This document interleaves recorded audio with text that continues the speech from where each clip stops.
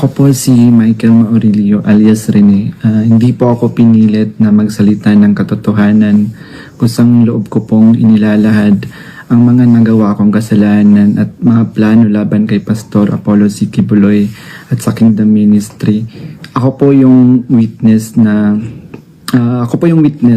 kinuwang witness ni Senry Sauntiveros na nakatakip yung muka. Pero ngayon, hindi na sapagkat nagsasabi na ako ng totoo. Binayaran po ako ni Senry Sauntiveros para mag-testify laban kay PRRD, VP Sara at kay Pastor Apollo C. Quiboloy. Lahat ng sinabi ko at kasama ko doon na nag-witness sa Senado ay ginawa lamang ni Senry upang papagsakin si Pastor at ang buong kingdom at kunin ang kanilang mga ari-arian. Ngayon po ay hinahanap at tinatakot ako ni Senrisa.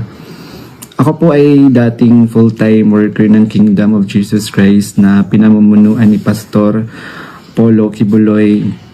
Na-convert ako noong 2015 at naging full-time noong 2019 kung saan na-assign po ako sa Glory Mountain sa Davao City. Lumabas po ako ng 2021, ngunit nagpaalam po ako ng maayos at pinayagan naman ako ng Kingdom dahil may balak po akong bumalik pagkatapos ng ilang taon. Noong January 2024, nag-vlog po ako kasama ang isang ex-full-time na si Lawrence Capuno dahil nagsimula na noon yung unang pagdinig na sa Senado sa pangunguna ni Senry Sauntiveros tungkol sa mga aligasyon ng sexual abuse at human trafficking na isinampalaban kay Pastor Apollo Quiboloy.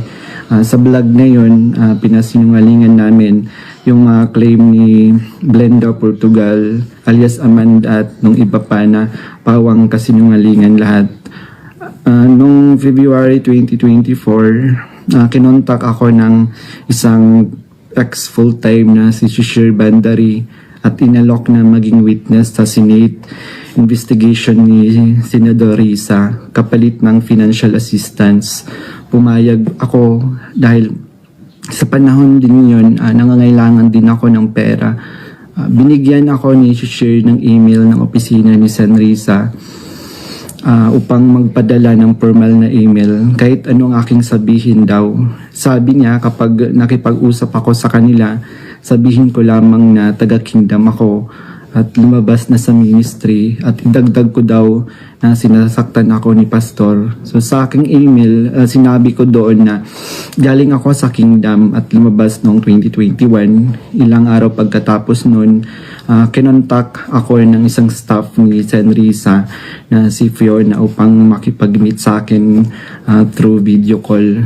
Sa pag-meeting namin kay Attorney J. Becama, Chief of Staff ni Sen. Sauntiveros, pinagawa ako ng affidavit tungkol sa mga gawain ko sa loob ng kingdom, mga transaction at operation na kinasangkutan ko. Ang isinulat ko doon ay pawang mga personal kong experience lamang at wala akong binanggit na pananakit, sexual abuse o human trafficking sa aking salaysay. Matapos kong ibigay yung affidavit, muli kaming nag-meet ni Attorney Becama. Pagkaraan ng 2 araw, binigyan niya ako ng revised affidavit na naglalaman na ng mga karagdagang aligasyon ng pananakit ni Pastor na hindi ko naman naranasan o nakita. Kasama rin dito yung maling pahayag na ako daw ay na-assign sa SMNA News kahit hindi totoo dahil ako ay nasa Glory Mountain mula 2019 hanggang 2021. Nandun din yung aligasyon na sa di umano ay nasaksihan ko tungkol sa mga baril na sangkot sina Sara Duterte at dating Pangulong Rodrigo Duterte na hindi naman totoo dahil wala naman akong nasaksihan na ganoong pangyayari. Pinilit din akong idagdag ang pangalan ni Senador Bongo at Senador Bato de la Rosa sa affidavit kapalit ng mas malaking halaga ng pera.